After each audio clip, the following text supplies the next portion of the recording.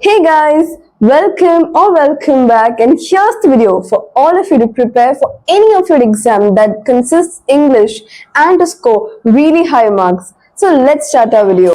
Let's start with no overcomplication. So always remember, do not complicate your paper with many high vocabulary words. Vocabulary and good words are indeed very helpful and important, but that doesn't mean that you have to complicate the words and make it look very messy and highly complicated, because you may write the wrong spelling and wrong words. So no overcomplication.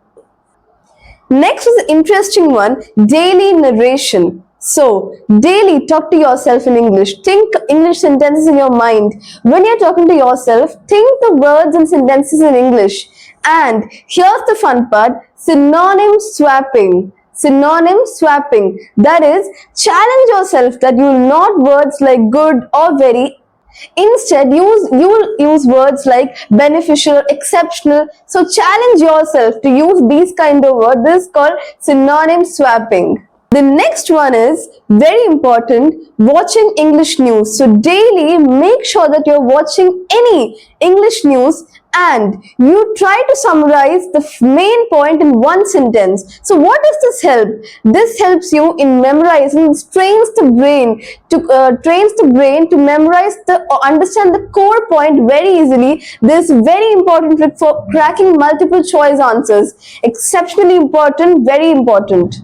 Now, if you ask me how to crack grammar, make a review and error book. This is a book where you write down your mistakes that you do in grammar and you rectify it and mention in that same book. So you get an analysis of what mistakes you did and now what you have corrected. So grammar is again practice, reviewing, rectifying and correction. It's all about that. Now, when you come to question answer writing, that's a three main process. So it's called the Hamsberg method. Hamsberg method. So there are three portions in answer writing.